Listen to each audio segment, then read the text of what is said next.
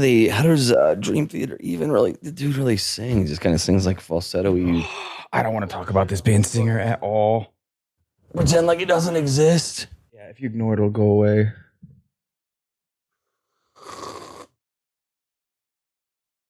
I bet this cage thing is going to block my face.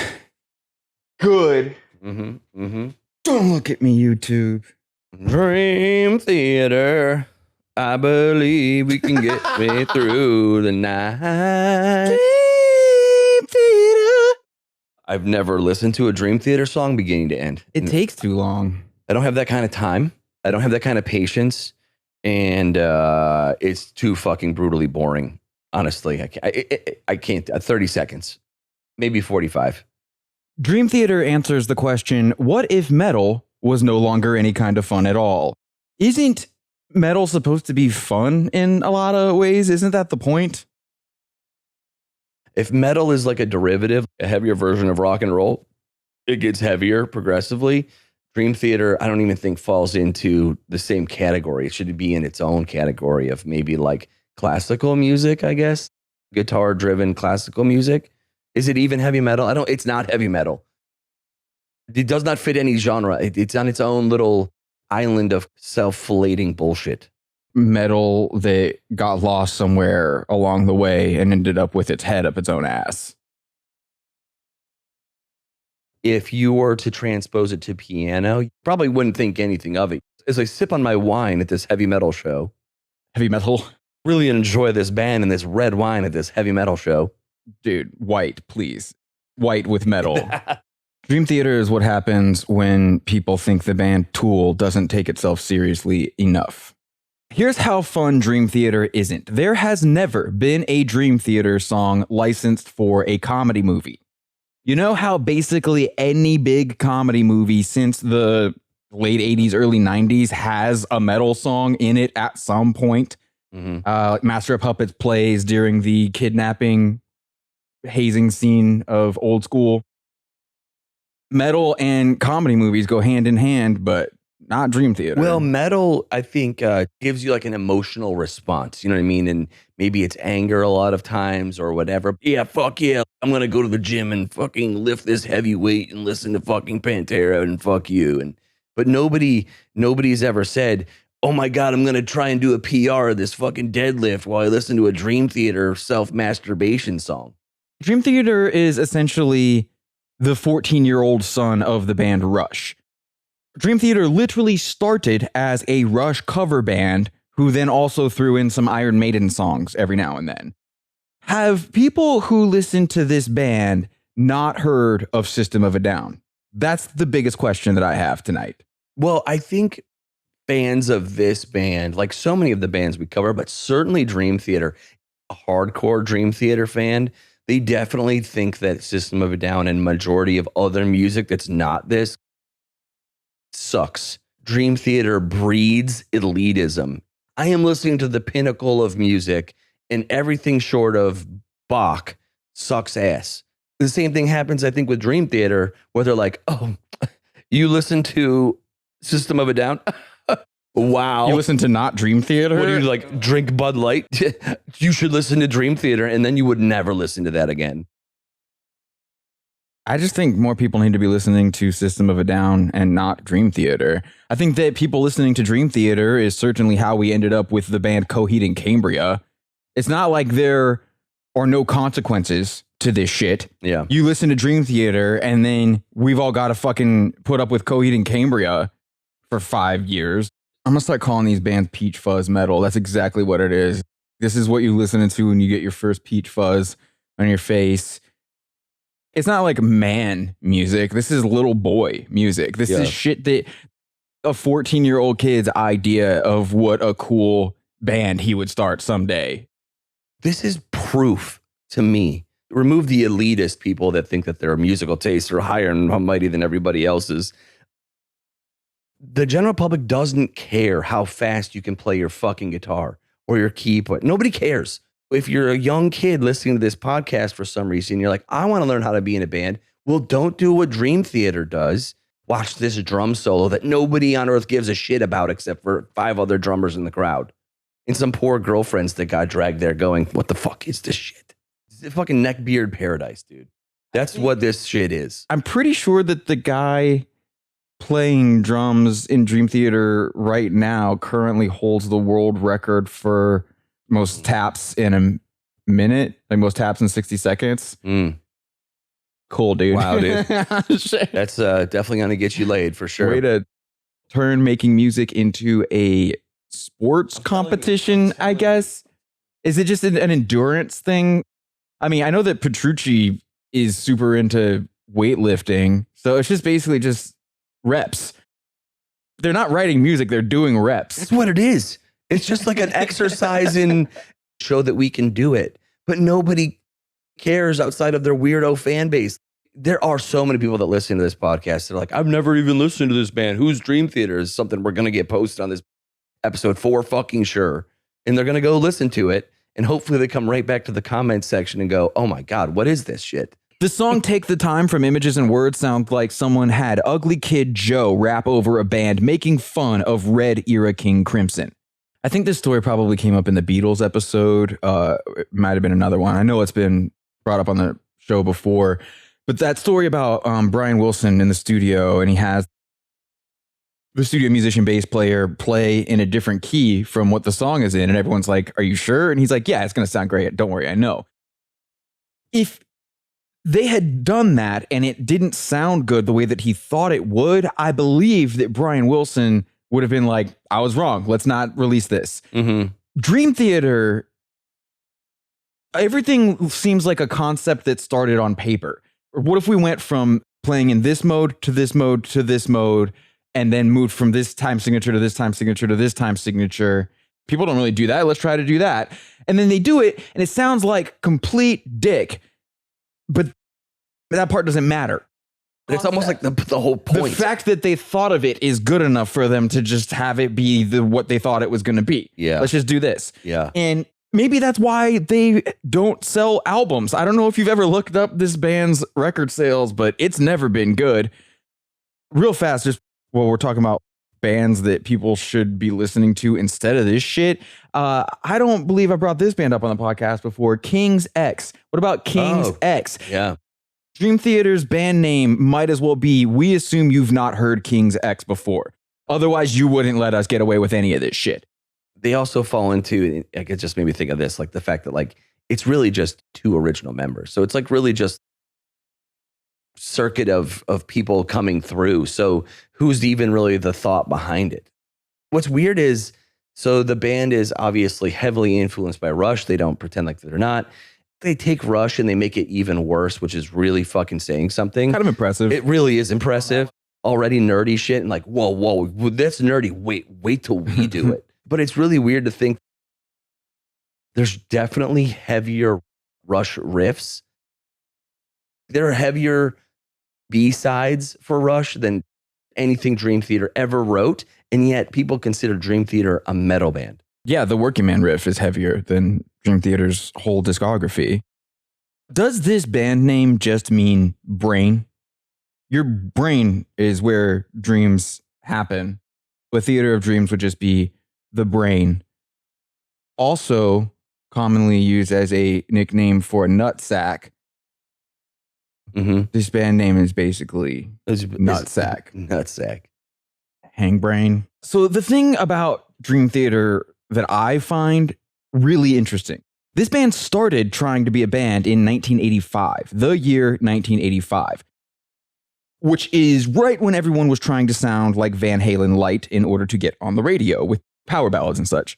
But then they went through all of the typical metal band shit of replacing singers and, you know, low-level metal bands just cannot keep it together. It's one of the funniest things about every metal band's origin story.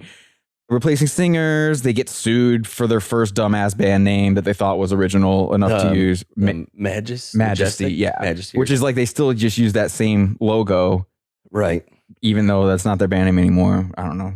Again, I feel like pretty lazy. I feel like once they believe they have had a good idea, that fucker's staying. Yeah. This is our good idea. So by the time they get around to releasing an album with most of the lineup everyone considers to be the beginning of actual Dream Theater, it's fucking 1992. However, they are still trying to sound like the 80s, and they keep trying to sound like the 80s for way too long. Queensryche had existed for over a decade by the time the first Dream Theater album came out, so why would anyone care? And for the most part, people don't. Dream Theater is another one of those bands that it seems to me as if people who care about this believe there are many more people who care about this. I wonder if it's just like the law of time. If our podcast had been around since 1985, we would probably be a fucking like Joe Rogan or bigger size podcast just because we've been around for so fucking long. The nature of being around for 40 years, you're inevitably going to pick up a few people here and there. And then it just slowly kind of compounds decade after decade of doing the same shit over and over and over again. The most hilarious thing about Dream Theater is how heavy a lot of the fans seem to believe the band is, even though it sounds to me like Dream Theater is trying to take something which almost by definition would never be a mainstream thing, quote unquote, progressive metal. Mm-hmm. That's not going to get on the radio, but then they write, play, and produce it as if they are also trying to make a Journey album. The production on this shit is so... And guys, seriously, the keyboards in this band, the atmospheric keyboard shit, the beginning of the first song on Falling Into Infinity sounds like the music that the 1990s Chicago Bulls used to come out of the locker room to. Starship or something like that. I don't know. I can't remember who actually. It's like a real band did a real song, but then it became the Chicago Bulls song as soon as they started using it. Synonymous with that forever. How heavy is it actually possible to be with a keyboard in the band? What's the heaviest band that has a keyboard in it? There isn't any. Horse the Band? Yeah. Hardcore video game covers? Bleeding Through? I don't know, dude. That's pretty bad. I can't think of any really heavy metal bands with a keyboard player. If you have a keyboard player, is it even metal? I think Foreigner is about as heavy as you can be with a keyboardist in the band. Yeah, that's fair. Also, Foreigner kicks Dream Theater in the dick all day long. Virtuoso musicians who also don't overplay. Right, they're just really fucking talented that just write songs that people like. What a thought. But I guess here's the thing. Maybe keyboard or like guitar or whatever, or drums, you get going really fucking fast and you think that everyone's going to be like blown away and just like suck you off because you're so good at what you do. And then it doesn't happen. And then you just go faster. So you double down. Exactly. So instead of going, well, what's everyone else that's popular doing? Oh, they're writing really cool songs. Fuck that. I'm going to play faster. Do you guys ever wonder if playing fast isn't going to make more women start coming to our shows? No, never lose sight of the mission. We just keep getting faster and they'll come. That's right. It's like a boy who thinks he's learned everything he needs to know about sex from watching max hardcore porn. You go on your first date and you just hawk a loogie on her face and she's like, what the fuck? Extremely, what in the fuck did you just do to me? I thought this is what everyone liked. You go further than everyone else. It's what I saw on the TV. Yeah. If you manage to make it a couple minutes into the song, Erotomania, this synthesizer that sounds like a xylophone gets dumped on top of the whole song like these guys believe they are Hot Rats era Zappa or something. It's almost like if you listen to metal, then you're not allowed to listen to other genres. So if a metalhead ever wants to have a nice self-care night at home with a bubble bath and some scented candles, then they need something like Dream Theater to throw on so nobody can call them a pussy for listening to Enya or whatever. Right. There's a 100% chance that some self-proclaimed metalhead has cried himself in his bathtub listening to Dream Theater. That is the truth. That is what has happened in the history of the world, for sure. Some nice young man with long hair put on a Dream Theater album and just sitting in the tub crying with his candles on. It's basically metal Enya. Mm-hmm. I mean, the album Awake is supposed to be the one where Dream Theater's record label told them to go in a more straightforward metal direction. And it supposedly alienated fan. Also, it's amazing how many fan theories there are to essentially explain why the band's albums don't sell more copies. The fans have to make excuses for the band. So anyways, this one was supposed to have alienated fans for being too heavy. And you press play on the first song and the intro sounds like a Phil Collins song with the guitarist playing through a Metal Zone pedal. Again, on the second song, Caught in a Web, it just sounds like Peter Gabriel wondered what would happen if he booked Wayne Static to play guitar on a session. It just doesn't work, man. It sounds like two bands playing two different songs at the same time and not at all in a cool way. It's like an ego contest of like, dang, man, I'm the drummer, but you're playing that guitar riff really fast. Cool. Oh, what's so fucking fast? I'll play fucking faster than you. Keyboard stabs on top of it. Oh, you guys are playing fast. Well, watch how fucking fast I can fucking play. And the singer's just going over the top of it. Everything that you're saying right now is an accurate description of the band Mars Volta, except that Mars Volta fucking shred compared to Dream Theater. You believe that all of the guys in Mars Volta have had sex. Yes, there's like a soul. There is like a sexiness. You can to literally dance to like Yes. half of Mars Volta's discography. Yeah. If it came out someday in the future, Blade Runner actually was based on a true story and there's actually robots living among us. Oh, the whole time it's crazy. Everyone's world's flipping upside down. It was fucking Dream Theater. All those dudes are robots. You cannot tell me otherwise. I know for a fucking fact they were putting it out in front of our face the whole time. The best thing that Dream Theater could do would be to get a hold of the lyric sheet from Static Age by the Misfits. Read that every day, 5 times a day. You need to be a lot dumber than you are. It would help. Mm-hmm.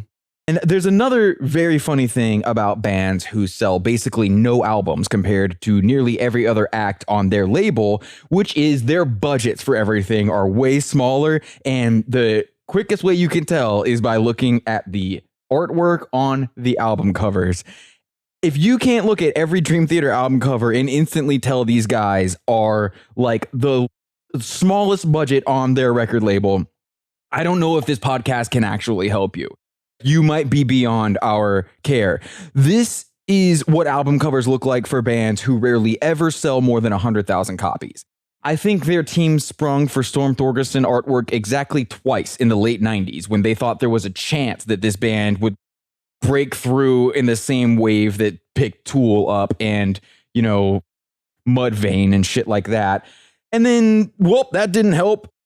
The artwork certainly wasn't worth the cost and didn't sell the album. So let's go back to doing stuff that looks like clip art made in Windows 95. Yeah, what was that fucking clip art program that was so popular back in the day that everyone used for every invitation for an entire decade? Draw or some shit like that. That like, sounds right. That whatever, like 90s fucking, that was what it looks like. There's a But it never clip guy. Yeah, never evolved past that. They were like, oh, look, here's some generic shit. We just put it on there. It'll be fine. That looks good, right? The only people who are going to look at it listen to our band, so they obviously fucking don't know what's going on. I feel like the story is probably, we didn't look it up, and the story is probably, it's, oh, dude, it's the guitar player's brother. I have this sort of hate relationship with the entire concept of art schools, like art colleges. Yeah. I think Dream Theater is a pretty great example of what's wrong with the entire concept of art school. I know when people think of art school bands, they think of stuff like Talking Heads or Roxy Music because those bands did go to art schools. But the thing about those bands is that they were the freaks in their class and they weren't actually doing a great job in art school. They were not model students or anything. They were the ones doing the weird shit that made all the other students think that they might actually be insane. And then they go on to be, you know, famous. Dream Theater is the kind of band most people who go to college for music end up being in.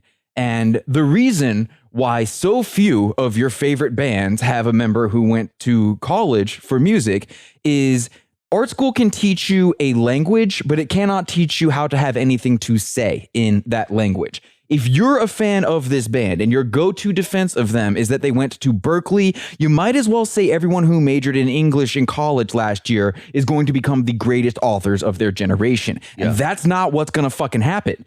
Listen to any early Iron Maiden album and then listen to Images and Words by Dream Theater. That is the difference between a good band and art school kids who listen to good bands. Going to art school, learning music theory, being able to play a lot of notes, and having decent taste in music does not kick out a good band on the other side of the pasta maker. I feel like usually people kind of grow out of it, though. You see a lot of bands, like their first album, you can tell they're trying really fucking hard, and then maybe something clicks, they loosen up, and then it gets better and better and better. Only this band just got tighter and tighter and tighter and tighter. It really is like they took a music theory class, and instead of being like, yeah, music theory is cool, but I want to fucking do this, they went, and I'm going to take a physics class and I'm going to make it in the same fucking thing. And everyone's like, what the fuck? This is the logical conclusion of people that go to art school and just paid too close attention to everything that they were being taught.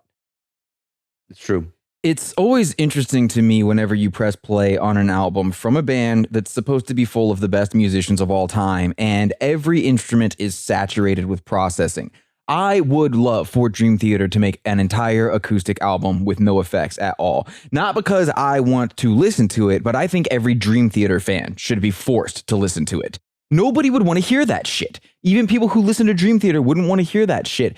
And it's really weird and funny because Dream Theater fans are the same people who mock pop singers for using auto-tune. Meanwhile, you can hear how hard the vocals on every Dream Theater album are being treated. And I think effects are great. I love effects. I just also think Dream Theater doesn't do anything interesting with them. Dream Theater didn't even figure out how to get a decent guitar tone in the studio until Train of Thought in 2003. You have to trace the threads of where all these things come from. Dream Theater obviously have a huge hard-on for Peter Gabriel, and they basically flaunted it in their ripoff of Salisbury Hill, which they titled Solitary Shell, barely even trying. And as we said in the Phil Collins episode, all of these proggy synth guys were just trying to impress Kate Bush in the first place. If you listen to her album, The Dreaming, it's not metal, but you're going to hear heavy, heavy shit. You're going to hear shredding, disgusting fretless bass played on the whole album, and it happens to be packaged into great songs that work for the purposes of pop music. It's not just shredding for shredding's sake. It's not the whole point. There's a point beyond the shred. Imagine that. Phish does the same shit with all these effects. They use effects pedals instead of being able to play in a way that anyone would give a shit about if they weren't using the effects. They use effects as a replacement for dynamics and technique, being able to express different types of feeling without stepping on an effects pedal. So I have a friend that's in a very large, old school like rock and roll band. And now that we're having well, I'm not gonna say his name or the band doesn't really fucking matter. No, you should all like think I'm really cool because I'm so cool. Now we're having this conversation. It's Billy Corgan. It is. Fuck, dude. How the fuck did you know? It's not Billy Corgan. No, but I realized as we're having this conversation, because he just plays a guitar with a distortion pedal and amps. We were talking about, I asked him if he wanted to come to this show or whatever. And I'm realizing that every show that he was getting invited to was at like 9 Inch Nails and all these bands with a lot of processing, and they're very serious. This music is very fucking serious. And he's like, I'm in like a fucking massive party metal band. And he's a great guitar player, but he's like, I don't like any of that shit, dude. And I was like, because it's too like serious and you just want to have fun and play music. And he's like, fuck yeah, dude. I don't want to fucking watch that shit. I was like, oh, it makes total fucking sense. Now that I thought about this, I'm going to ask him if he likes Dream Theater. I'm going to 100% say that he absolutely thinks Dream Theater sucks. I can answer that for him. He's going to say like, well, yeah, they could outplay me, but fuck that. I was like, who cares? Like, that shit sucks. People bang their heads at our shows. What do people do at their shows? Drink the red wine and go, I do wonder what the audience is like at a Dream This is what their audience is like. They drink wine and they zoom in their little iPhones on the guitar player as he's playing the parts. They're like zooming in on his hands so they can go home and watch it in slow motion and try to recreate it. In a lot of ways, Dream Theater are the Phish of metal. For one thing, Dream Theater has released nearly 10 live albums. Stop it. Yeah, bootlegs. Stop it. A lot of bootlegs. Look up Dream Theater covering Master of Puppets live, and it's the same thing as Phish pretending to cover a song. They're hitting at least half of the correct notes and everything, but none of the song's life force is present. The song's not there. Most of the notes are there, but the song is not there. To me, I think the worst thing that I saw that they ever did, which I didn't even know that they did this, was putting out the cover album. They put out a Metallica fucking cover album. Oh, bro, have you ever listened to that? I listened to the first track and I was like, it's fucked up. Dude, why would you do this? If you're going to put out a cover, first of all, what kind of dickhead puts out an entire Okay, you put out a cover song. I get that. Everyone does that. Okay. Cover the entire album, beginning to end, and then you do it piss poor. Yeah. You're a metal band. They're a metal band. Why are you? Metallica's not a metal band. They're like, The metal band. that album is your Bible. Yeah. Who in their right fucking mind thought this was a good idea? Why would you do this? Because they had the idea. Yeah. And then nobody around them said, dude, no. That's a bad idea. Okay. If you're going to cover it, you better do it at least as good or better. And then they just covered it and it sounds like shit. Oh, look at this album and look at all the people that love it and all the soul in it. Let's suck the shit out of it. Look, I can do it too. Look, we can do it too. Yeah, what the hell? Who cares? Well, but what sucks is when you can't, man. I know. Do these people have anyone around them who will tell them, guys, if you're going to cover the entire Master of Puppets album, it should be pretty fucking great. Classic band bullshit. Nobody around them to say, hey, guys, no. That's a really bad idea. The title track of the Dream Theater album Octavarium is 24 minutes long. I'm pretty sure you can't even put that on one side of a vinyl 12-inch and have it sound good. Nope. This band sucks conceptually. Like, the concept of this band sucks, and the reality is a follow-through of how much the concept sucks. You can just look at the song titles and tell that Dream Theater is the worst. Who would even sit down to write a song called Breaking All Illusions, or Build Me Up, Break Me Down, or Burning My Soul, Bridges in the Sky, Blind Faith? And these are just the ones that start with the letter B. These dudes made a 2-hour concept album about an evil government trying to destroy music, and the good character is called Princess Faith, but spelled weird, and the bad character is named Nefarious, but spelled weird. This would be unacceptable even if the entire idea wasn't a ripoff of 2112 by Rush, which was also unacceptable. This sucked the first time when Rush did it. You're just making it even worse, man. I just can't fathom somebody listening to Rush and going, we should do this. We should do this. We should do exactly this. But somehow make it worse. Nerdier. Yes. We should do the version of this that gets its ass kicked by the fans of this. Rush fans think that Dream Theater fans are nerds. Yeah, it's like Rush fans for sure can beat the ass of every single fucking Dream Theater fan for sure. What's that like? I mean, I assume that there are some Dream Theater fans listening to this. What is it like to know that Rush fans are cooler than you? It's pretty fucking brutal, dude. I think the best summation of Dream Theater is if you think of them like Bitcoin. A lot of really complicated jargon sold to you to make you believe that it's really fucking cool. Well, if I don't understand it, it must be good. Exactly. Well, you just don't. If you don't like it, then you just don't get it. Yeah, you're just dumb. That's all it is. You don't understand what the blockchain is, then you're fucking stupid. And God forbid you would actually go, well, this is worthless. You don't deserve a Bored Ape. So at the end of the day, they're worth fucking zero. That's the truth. There's nothing of value here. Obviously, the lyrics to every single Dream Theater song are terrible, but even their fans and the band themselves seem to know that, so it's not really worth talking about. I don't even know what the lyrics are. I swear to God, I was like, I assume these lyrics are like, flying over the ocean, I see a whale. I've seen a picture of Petrucci wearing a Don't Tread on Me shirt, so a lot of it is like a, don't tell me what to do, I am the freedom master of the chains. Which makes even less sense for the kind of music that they can make. Got all these pissed off lyrics about fuck the man, and they're doing like all these like pretty little synth parts. Cool. I do love that Mike Portnoy just admitted he didn't want to do this shit anymore and quit the band. More musicians should do this. You should just quit your band if you're in a stupid, shitty band like this. For anyone who has like one Dream Theater album and isn't aware of this, it seems like Portnoy basically took a side gig playing for Avenged Sevenfold on a tour, found out what it was like to be in a band that isn't trying to impress music nerds, and quit Dream Theater. Yeah. So he filled in for for Avenged Sevenfold? Yeah, before quitting Dream Theater. Well, of course, because this is what happened. He sat down at the drum set every night. He looked out into the sea of people. He saw all the smiling faces and the people having a great fucking time banging their heads completely wasted and fighting each other. I don't know what the fuck happens at Avenged Sevenfold show. I don't want to know. Women but go. I guarantee you, yes, that's for one thing. Women are there. That's right. He looks down to the crowd and goes, "Oh my God, there's 30% of the people here are women. This is crazy. I've never even seen that before at a show. I had no idea that women went to heavy metal shows. How did you guys do this? You don't play anywhere near as fast as we do." Oh, exactly. Exactly. And about a year after he left the band, Portnoy started talking about the next Dream Theater album that came out and saying that he thought it was one of the songs ripped off a song by the band Red.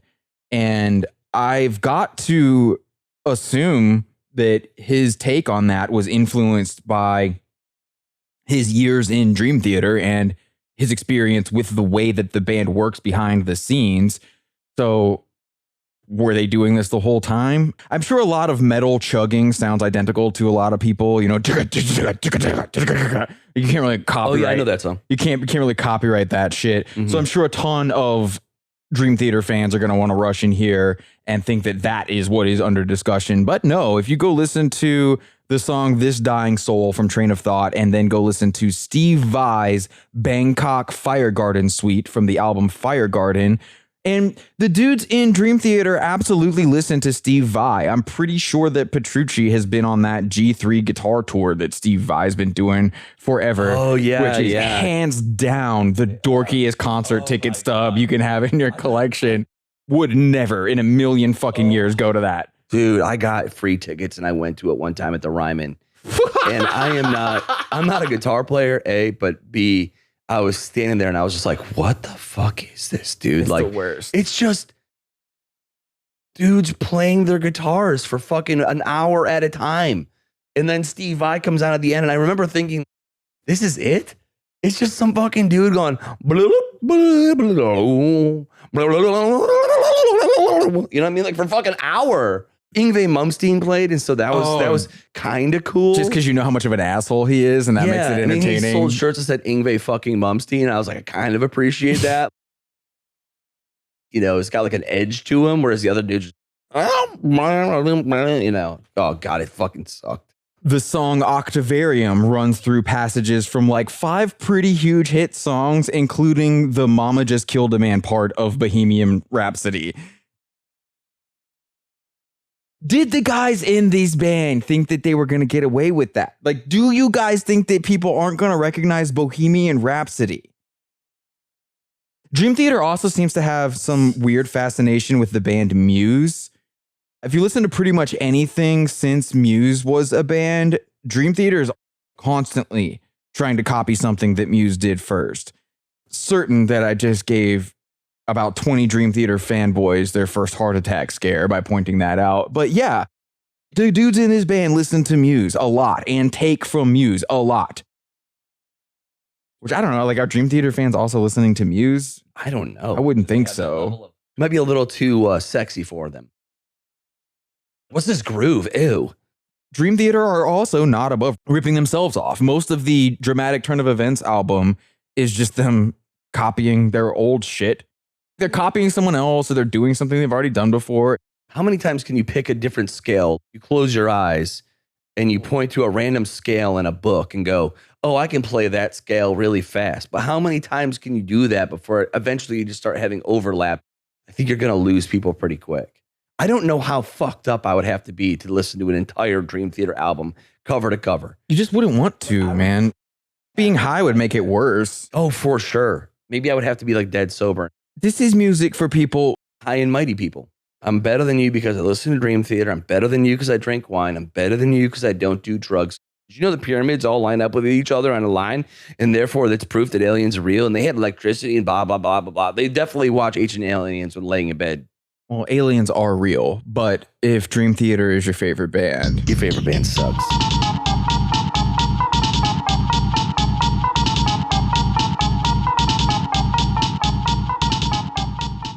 You are welcome for another AMRAP episode of Your Favorite Band Sucks.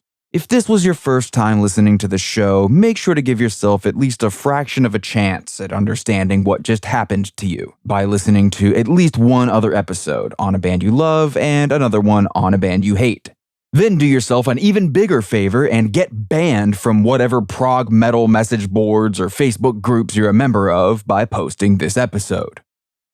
Let's see, the 80s and 90s Chicago Bulls music I was talking about is Sirius by Alan Parsons Project, so I apologize for saying it was music by a real band.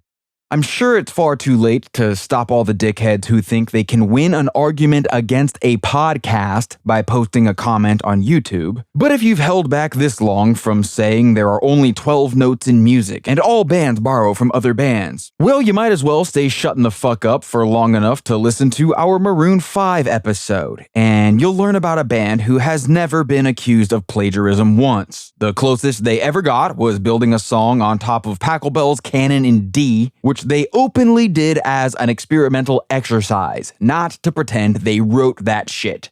And they didn't even have to do that because Canon is in the public domain. Maroon 5, better band than Dream Theater. Get it tattooed on your arm so you don't forget. Alright, it brings me great pleasure to announce when the podcast returns, it will be with the 5th installment of our traditional episode on why Christmas music sucks.